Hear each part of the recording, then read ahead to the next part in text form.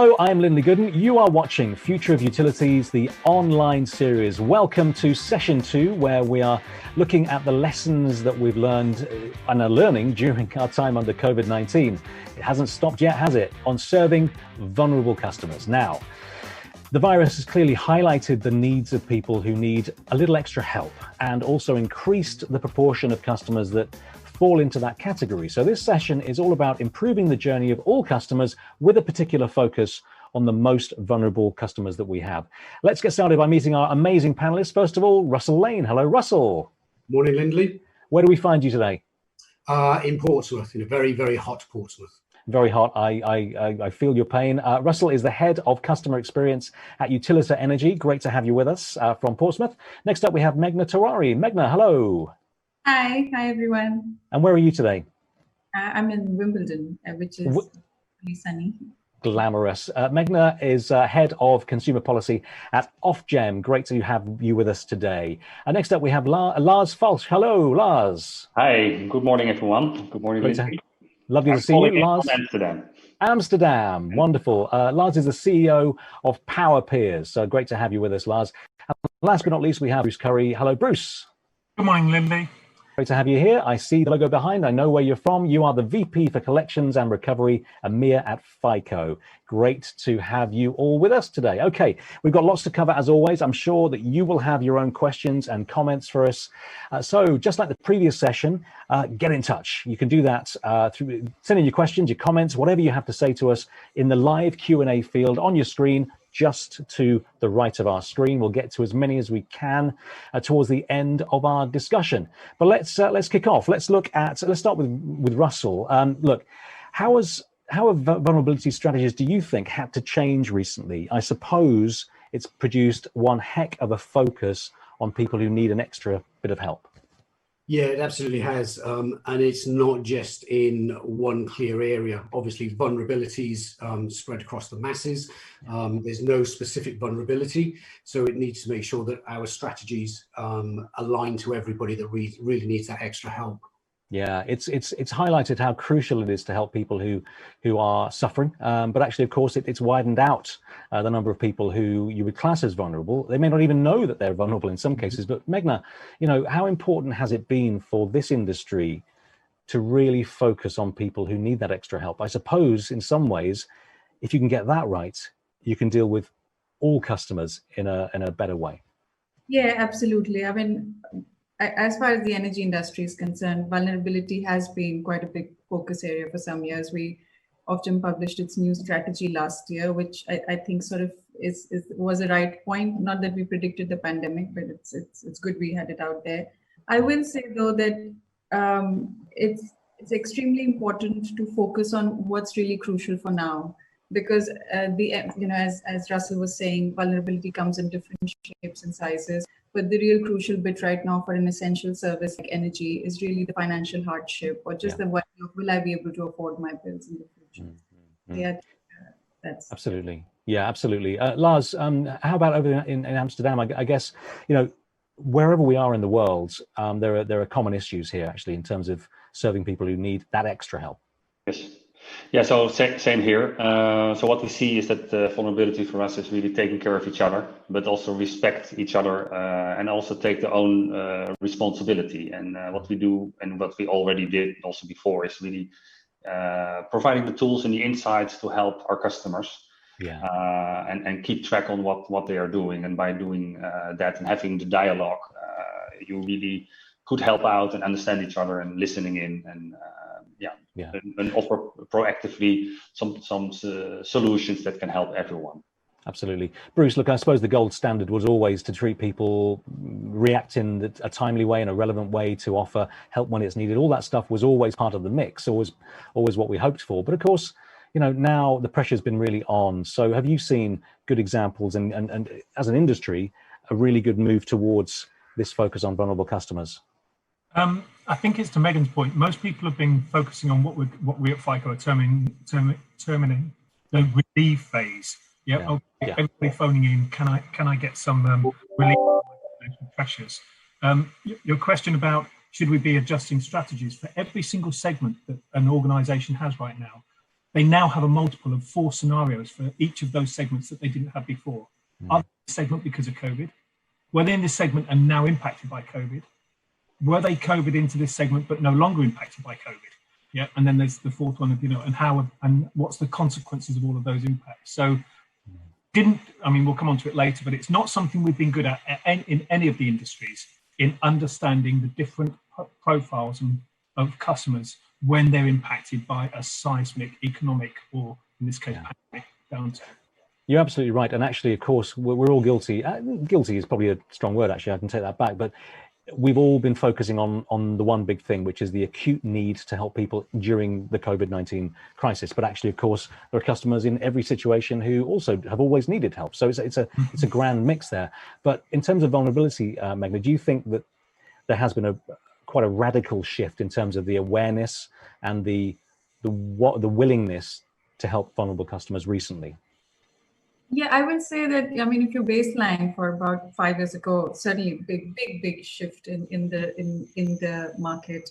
And in the pandemic, Ofgem's focused on making sure that our eyes are on the market. So we get weekly data from suppliers. We also hear what consumer groups have to say about customer experience. I will say that what we get is quite a real feel for how different companies are addressing the issue. They have taken our steer and genuinely focusing on it. We are also that companies themselves are impacted, their staff is impacted. So I say all things taken together, certainly a big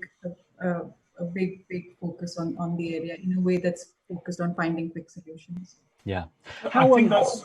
Sorry, please, yeah. Megan, you mentioned there seeing what other companies are doing.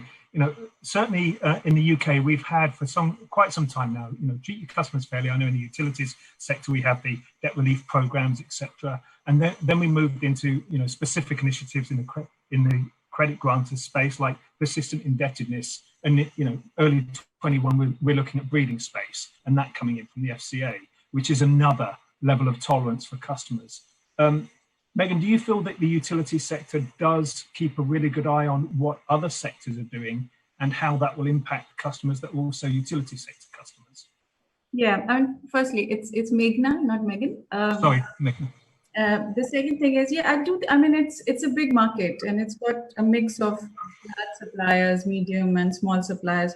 We certainly see some good practice, where companies have certainly adopted some sort of good technology to try and target. The biggest issue with vulnerability is knowing who to target, and because companies have to control their costs and they want to make sure that the resources are targeted. But I do feel that there is a big way to go. And one of the things on the pandemic is certainly those who were well prepared with their systems have been able to respond better. Obviously, I can't name names, but others are just about learning the value of dedicating investment in social innovation in smart. Well, so Russell, how does segmentation come into play here? Because actually, Meghna just mentioned targeting the help that you give. How does segmentation, and how do you define that segmentation in terms of how you help vulnerable customers? Well, it's really important to start with, Lindley. Taking our example, since lockdown, 91%, 92% of our customers actually use a smart meter in a prepaid mode. So we adopted the approach that we needed to identify anybody that was shielding or was vulnerable that still had an old style meter, which meant that they needed to go outdoors in order to top up. Obviously, not what we want our customers to be doing. So we managed to fit so far about 33,000 smart meters to those vulnerable customers over the last 14 weeks, which now means that they don't need to be able to go out to top up. They can do it from the comfort of their home and stay safe. Can I ask you a question, Russell? I wonder how you detected the vulnerability. Was it just a case of the information they've given you and working out they were within a certain age group or job or so on? Yeah, so there was two things. First of all, our priority services register. So whenever a customer contacts us, we will ask if there are any vulnerabilities we need to be aware of. Right. But also we have our customers segmented by age as well. So not only did we fit the meters for 33,000 customers to keep them safe, we also rang every customer that we had over the age of 80 to make sure that they were safe and well and understood how to top up remotely because they already had smart meters. So segmentation absolutely vital over the last 3 months or so. Yeah. Lars, what about, we talk about the channel mix, we talk about the multi-channel approaches to these things, but, you know, Russell just made a call. Actually, that's one very powerful channel, particularly during this time. Actually, having a conversation, maybe the first conversation that some people living alone have had that day, and maybe the last one too. So, you know, I guess every company has had to look at its mix of channels and which ones really apply in the right way to their customers. You know, has that been working well, do you think, or could there have been, you know, improvement? Could that be taken forward, I guess, you know? Well, there are always improvements here to make, but perhaps it's also good to mention, have one step back.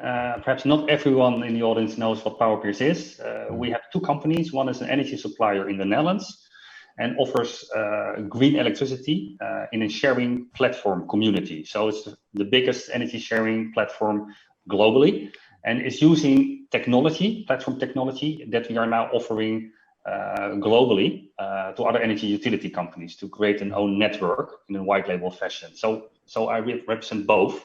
And if you look at the vulnerable customers in the Netherlands, in the energy supply company, and you look at the channel mix, there are two ways of looking at the channel mix. I think on the sales part, so acquiring new, and on the service part, the existing customers, right? And on the sales part is that our network is working more differently than a generic standard energy supplier, because people are inviting other people to join. I a little bit hesitant to say, but it is a sort of viral model. But well, it's really interesting though, isn't it? Because I presume, and maybe I'm wrong to assume this, but your customers are much more interested in their energy supply. More interested, but they are also more interested in each other. Right. Therefore, also named PowerPeers. So power to the peers, power to the people. People are helping themselves, and that we also see in the service part of the existing business is that not only PowerPeers sales agents or service agents that are supporting, it's also people helping each other. So it's also building a network, and it even goes that far as that people having oversupply of electricity, they would like to give it away towards people more in need of electricity. Well, you raise a really interesting point. It's the model totally different and really built about inclusiveness, join forces, connect people that would like to take a large part in the energy transition, have more funds perhaps, but also taking care of the others that would like to be part of that as well, in a community or in a separate community. So the whole model is from the ground very much about decentralized, centralized, green, technology, platform, and taking care of each other. Well, it's really interesting because it's something that I haven't really heard talked about very often is customers helping each other to have that network. And that's not an generally accepted way of helping customers to communicate, to be in touch, to have a relationship with. But actually that's quite an interesting model where the network can actually almost help each other, certainly with communication. Sure. And people like that. People like to be ambassador as well. People like to be, let's say, feeling important is a little bit too strongly expressed, but they like to matter. It's always nicer to give something than to retrieve a present, right? Yeah. So, and that whole model you see is now for the first time applicable for the energy market. So we make it very personal. It's not the kilowatt hour. It's really people connecting to other people or companies to other companies. So that service model is a little bit different here. Bruce. Yeah, Lindley, I think it's fair to say that that's probably very good for for different ranges of vulnerability and different styles and different wants from their from their providers. I think the vast majority, certainly in the UK, of customers, and for those that are financially vulnerable, they're not going to be sharing that kind of information with neighbours. And I think as an industry, we're getting good uptake on true omni-channel capabilities, but it's still slow and it's still not seen for the value that it truly brings. Where we've got clients that are, we've got clients around the world that 74% of their customer journeys in early collections do not involve a collector, across maybe 4 or 5 channels in that customer transaction that may take place over 20 minutes or 24 hours. And it's all choice by both sides, and it's very much built on natural language processing and transactional analysis and all those good things, and sentimenting messages and connecting the messages. We're still in a state in a lot of institutions where it's single one-way communications and unrelated messaging. So in this age when, yeah, it's absolutely right. And in this age where, perhaps there's been more contact, necessarily more contact with utilities companies and with customers, there are many tools available. What tools have come through as being particularly useful, perhaps particularly relevant, do you think, Bruce? I think most people that are moving that way start off predominantly with two-way interactive SMS and automated voice, because that allows you to truly have a transaction over a 24-hour period if it's set up right. They're very quickly then obviously linking into websites and apps. WhatsApp is coming on now that they've sorted out the security issues in many markets. And many markets, if you're in South Africa, you've got USSD, and there's lots of other channels depending on what part of the region you're in. Yeah. But I think that it's predominantly two-way interactive SMS and outbound automated voice takes an awful lot of that inbound traffic, and it allows customers to feel secure and confident and convenient. Yeah, I think we can all anecdotally talk about, texts are very useful. They're short, sweet, they seem to work, and so on. Meghna, do you agree with that? These little, those little regular as necessary touches from energy utility companies can say a lot, actually, can't they? I do feel that. I mean, we have our own consumer research function within Ofgem. And, there are two sides to that equation. One is the consumer capability side. So, there's an element of these tend to be consumers who might not feel very comfortable talking about their personal circumstances, and especially if they're newly vulnerable because of the pandemic, you don't know where to go to. So there's that capability side, and there's certainly that comms side. I do think that where companies can test out and I've spoken to a lot of companies in the past 2-3 months where they're trying to test out, do trials, do SMS trials to see what take up is like. I certainly think it's worth exploring more. Russell, Russell, you talked about the very high proportion of smart meter customers that you have, but what's Utilita been doing to actually more than just listen to, but actually empower vulnerable customers? Because actually a lot of this, whether different territories and different companies have the model that works for them, ultimately you want people to be a little bit more empowered to feel they can step forward, they can deal with their own situations. Yeah, and I think that's really important point, actually. The technology that smart meter gives to a customer is empowerment in itself. We want, as a company, we want people to waste less energy and save more money. A smart meter allows that knowledge to be seen from a customer. They can change their behavior as and where they need to. I think back to Meghna's point earlier as well regarding financial vulnerability, we're going to see a lot of that in the future, in the short-term future at least. For our customers, they used to be able to call us to ask for a discretionary vend, and we would give them a vend and they would pay that back over several top-ups to make sure that they could keep their lights on. That's a bit of an embarrassing conversation for a customer to have 9 times out of 10 probably. Because now we've got smart meter technology, customer can automatically do that through an app. So we've taken away that embarrassment for the customer, but still giving them the same outcome, that they keep their lights on and they're still looking after themselves financially. In our first session this morning, we talked to Octopus Energy, and Greg there mentioned that what they've been doing is, as long as you call us, as long as you contact us and say you've got trouble, then we will adjust our approach, and help you, and debt recovery may not be necessary in those situations, all that stuff. So the conversation was very important to our first session this morning. But let's go down the tech route, Lars. No conversation about anything in the world is complete without talking about AI and or machine learning. So how can AI and or machine learning play a part in this better way of working with customers, particularly vulnerable customers? Yeah, I really have a different view on all the interesting buzzwords. I can also add blockchain towards the discussion. No, but I think it's very much about getting insight. So insight in what's happening with a customer. If a customer is paying, let's say every month, let's say already for years, and there is something happening, then you have a very simple trigger point that you can use. We use all kind of benchmarking for people living in specific areas, or people with specific volumes. So we don't want, we also want to respect privacy as well, right? So it's not that if we gather information from LinkedIn that people are now unemployed, looking for a job title, and then add it towards our contact base. We are not going to do that kind of stuff, right? So we really have to stick towards what's happening, but knowing what's happening, and there are a lot of customers having smart meters as well in the Netherlands.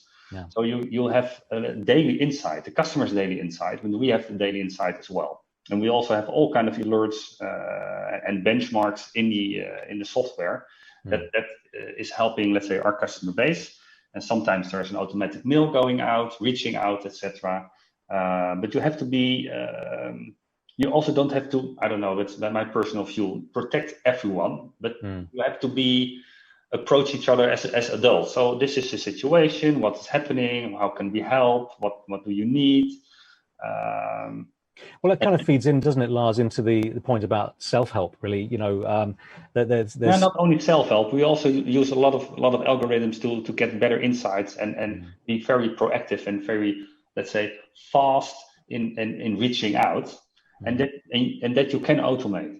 Yeah, that's not if then, isn't it? You know, I think that technology gives us one step ahead to predict when a customer might be falling into some sort of vulnerability. Exactly. Yeah. Yeah, and Bruce, there's a couple of things, and it's probably worth sharing with the audience. The customers that come into the collections portfolios during an economic downturn have a different profile to steady state collections customers. The return to financial good in steady state is typically 2.5 years from going into collections to being, you know, in the banking sector, sold to a debt purchaser later down the cycle. Post a pandemic, that typically reduces to 9 months, which is counterintuitive. How can people return to financial good in an average shorter time? And it's because the people coming in weren't expecting to be there, are surprised to be there, don't like where they are, and will do whatever they can to get out of there. And they're a different profile. You asked about the technologies. We're in a better place now than we were in 2008. We didn't have open banking and access to transactional level information that could tell us about spending patterns. Yep. We didn't have data streaming that we could use trigger events like Lars mentions to reach out to third-party sources where we can orchestrate and wrangle data for better insights. And we didn't have the workflow technologies that allow us to bring the insights to the desktop.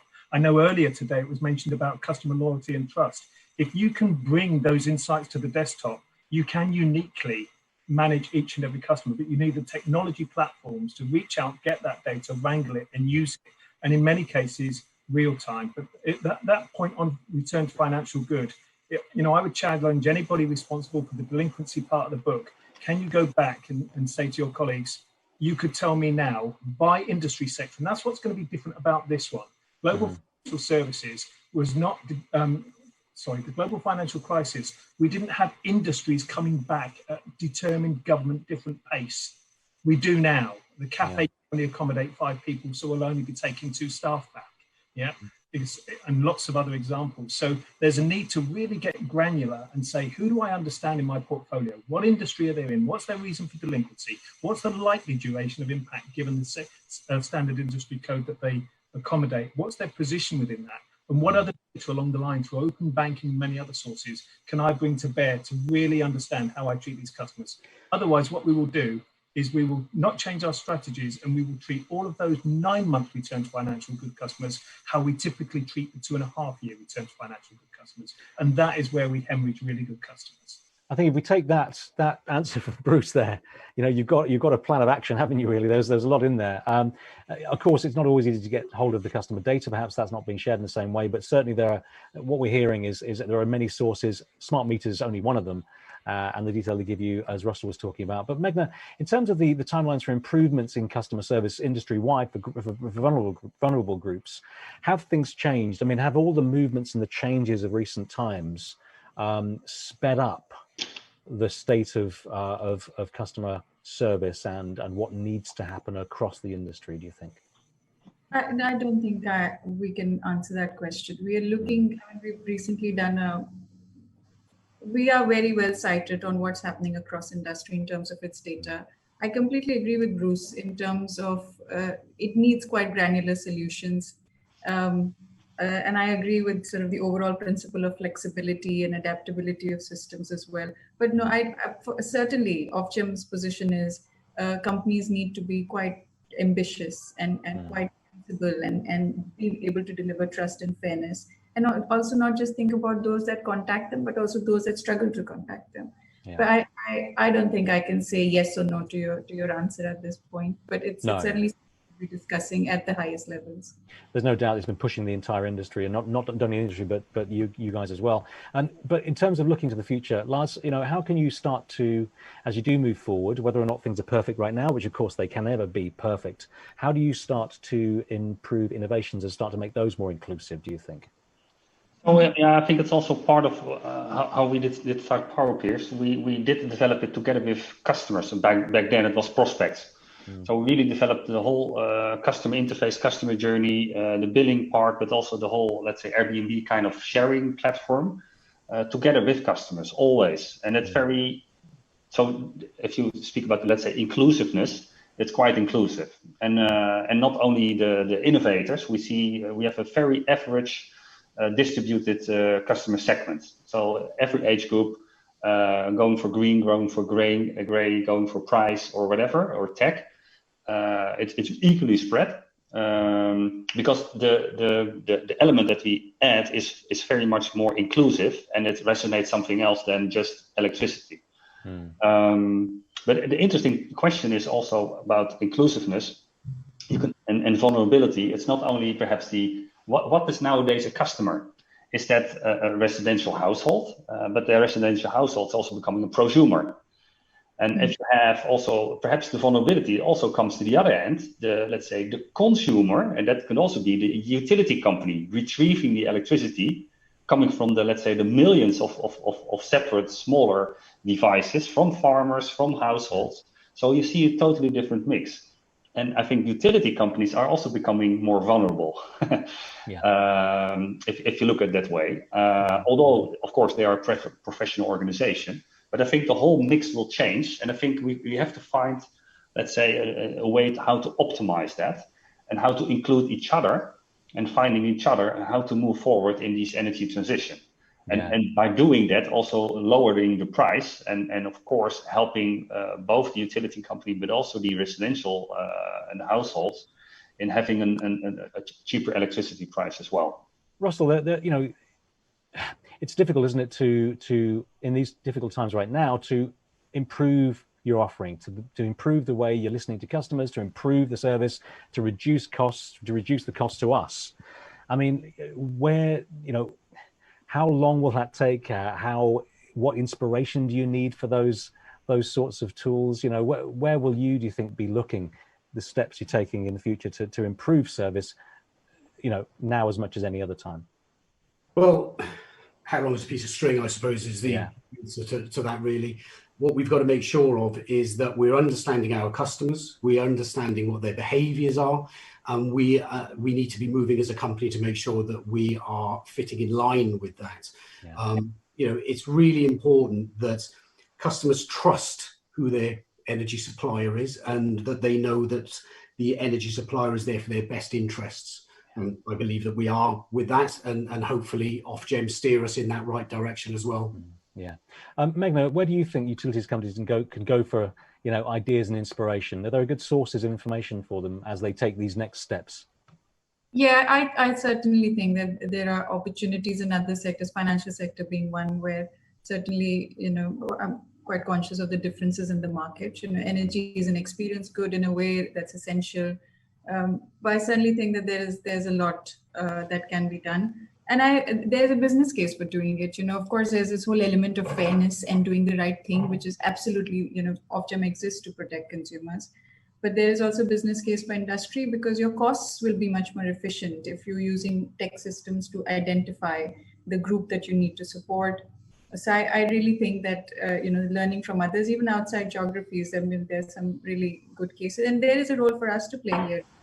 As a regulator, our role is to put transparency on the market, to say to what extent the market is achieving the right outcomes, where are the good practices. And we'll certainly be doing more of that in the coming months, for sure. So Bruce, it's not just obviously about guidance from somewhere else. You really, as Meghna said, you have to the way you change your systems, the way you interact with customers, it's a very much an ecosystem. They are very much related to each other. So you have to take it in the round. You cannot just take one step in one direction without being fully informed about the impact on customers and so on. Absolutely. I mean, understanding the full ecosystem is absolutely critical. How data, insights, predictive analytics lead into decision management, lead into workflow, lead into customer engagement, lead into then management of the customer through whatever customer journey they end up to be going down. I think, Meghna, you raise a good point on looking outside the region. One of our clients in Australia, who's a utility, how innovative can you be? They actually solve an awful lot of their hardship by, they have the weather for it, by putting solar panels on their clients' roofs, and contribute to the grid, and that's how they pay their debt back. I know of mortgage providers who will shuffle people around the property portfolio to more affordable housing and stuff like that. I think there's a plethora of information out there already about how customers' payment hierarchies are changing, what their spend patterns are changing like. And I know the utility sector has to fight to get up that payment hierarchy. The customers are protected. You can't cut a lot of this stuff off. You know, you are competing against a credit card that I feed my family on. Things like that. So it is about how innovative they can be. And quite often, the constraint to the innovation is the technology's ability to administer the innovative forbearance solutions, whatever they may be. If I may, please. If I may add to that, that's also something that we have discussed in the European Commission, and I know, of course, of the Brexit, that there are some learnings there as well, is that technology can really help vulnerable customers also being part of this energy transition. Let's say rooftop solar is becoming cheaper and cheaper, but now only the ones that have an own house are able to put the solar panels on their own rooftop and benefit from that as well financially, directly. So it's really not a level playing field. And technology can also help that people are perhaps investing 1 or 2 solar panels, perhaps limited, somewhere else on another rooftop outside the city, and make a connection between the usage of the household that is perhaps remotely away, but the allocation is really possible. That's something that we already do. But the regulator should also allow everyone to join, because now it's not really the level playing field, and that needs to change, so that also the vulnerable customers can also, based on their own situation, take part of this energy transition and also benefit from lower solar panels on rooftops. Yeah, Russell, I mean, in brief, before we go on to audience questions, these are all good examples, good ideas. Fundamentally, I suppose, what needs to happen is that all customers offer their experience to you as a company, because, you know, it's very nice to say this, but you will learn a lot more about the people in different situations. And if and when we have another situation, hopefully not nearly as bad as we've had recently, you'll be able to cope. You are better prepared, you have better data, you're going to respond more quickly and offer the services that are relevant at the time. This is all good information for that, isn't it? Absolutely. It goes back to what you said earlier on. It's about talking to customers and allowing customers to talk to you. And it's making sure that that is built into your strategies to make sure that you know what's going to affect you again in the future and what your customer reaction to that is going to be. And I think we're probably all learning from that at the moment. Okay, well, of course, any conversation about vulnerable customers right now has wider implications for cash flow and credit control. We will be looking at those in more detail after the networking break, which is just coming up in a matter of minutes. But before that, let's get you directly involved again in the discussion by answering some of your burning questions. Okay, questions through to my screen here. Let's see what you have to say. David Murphy, thanks very much, David, for writing in. What role can outsourcing play in supporting the increase in vulnerable customers? For example, extra capacity and also specialism supporting vulnerable customers. You know, partnerships. Can I just throw that briefly, Bruce, to you? Would you mind talking about partnerships for a second? You know, you do, if you've got the right partners, build capacity. You do build the creativity around the outsides of the core organization. It hopefully gives you extra ability to deal with unexpected situations. Yeah, we're often asked what's the best operating model when you've got inshore, offshore, BPO, contingency, you know, all the different models that you can have. The answer is typically from myself. It doesn't matter where the work's being done, providing it's being done properly.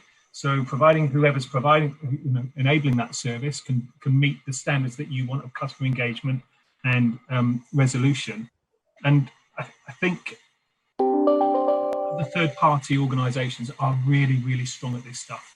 Yeah, they've moved on. This again, I speak for the collection space, whereby I don't think people know, but 3 of the largest debt collection agencies in the UK are also listed in the top 100 employers in the UK. Yeah, they don't have debtors, they have customers, and that shifted a long time from the legacy image. So I think there's an awful lot that can be provided.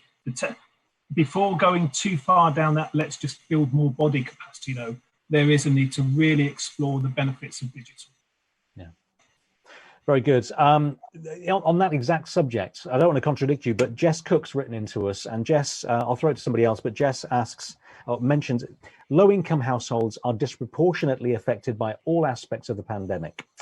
So are we focusing too much on digital, given that they may be excluded here too? It's a very good question. It's an eternal question. Meghna, can I just throw it to you? You know, in principle, yes. I mean, you mentioned earlier on, we cannot forget those disenfranchised parts of the customer base who don't feel they have a say in the same way.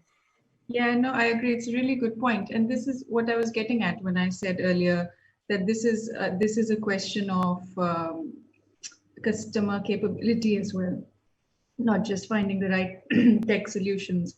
So I do agree, but I mean, the bottom line is, as a company, you really need to be able to be seen as a trusted brand, and whatever tech solutions you're offering have to be inclusive. So you need to really test it out. I mean, there are different parts to that. There's access to good data, there's working with partners, and the most important one is consumer voice. You know, how do you bring consumer voice into your design of communications, into your design of products?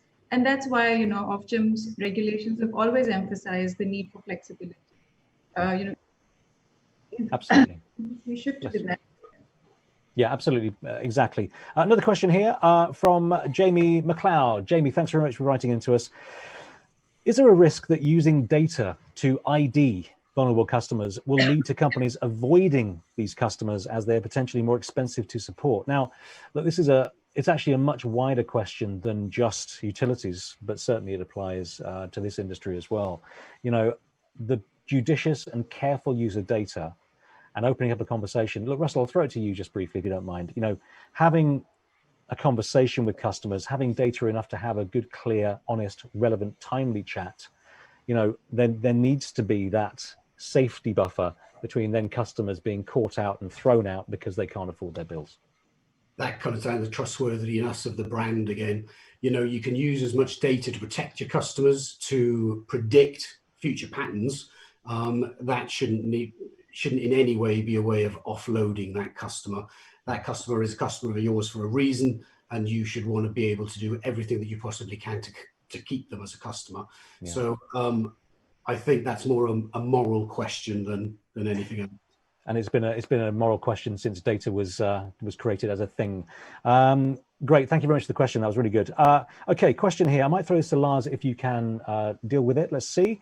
Do you think that sharing data of those on the PSR is the way forward to ensure that those in need are helped by both energy and water companies? So we're talking about data sharing here. You know, in terms of, you know, hey, if you're this is a ridiculous example, but if you're on the high street, the security guard there will inform the security guard there if there's a problem in the area, and so it's joined up. We're talking about data sharing and being informed even before that customer comes to you with problems. Is that a good thing?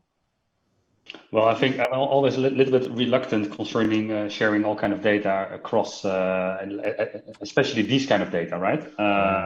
Yeah, that's true. So I'm a little bit hesitant. I think it should really be in an opt-in situation, so customers should opt in for that. But of course, you can learn a lot about the patterns, right? So I can see that. But as long it's not about predicting, but if you, by doing that, can lower your price or can offer other solutions really to help and not using only technology to do that, but perhaps you can build your ecosystem and having in your ecosystem also some opportunities that you can save a little bit on investing in insulation at homes or these kind of things to lower your energy bill. I think if you can make that loop able to work, then you are really helping your vulnerable customers. It's a nice connected principle, but you better look at the GDPR before you start doing that sort of stuff and make sure that the data's. Meghna, briefly, yeah. So the PSR is sort of data that looks at non-financial aspects of vulnerability, and certainly Ofgem and Ofwat, at least 2 companies in water and energy trialed a pilot as well on how it could be done. I think the ICO has been quite clear in its guidance at the start of the pandemic as well, and their line is quite clear and worth companies being aware of as well. So I do think that there is value in data sharing between the 2 sectors. There is, of course, that element of why are you sharing? I think the business case always falls because it's too general. Data sharing is good, great. Yeah. But this is yeah. We lost you there for a sec, but ultimately, as with the ICO said right at the start of GDPR, it's the manner, it's the purpose of that data use is very, very relevant. So you really have to think about that. Look, I'm afraid that's all we have time for this discussion. Thanks very much to our amazing panelists and everybody that submitted a question. Sorry that we couldn't get to them all. There are still things coming through. It's fantastic. Keep them coming in for our next session later on. We're breaking now for 20 minutes so that you can meet some of your fellow audience members virtually. Check out the recommended for you section on GRIP to see your personalized suggestions. We will be back here live for the credit control panel discussion at 12:05. Until then, have a lovely networking session. Bye for now. See you then.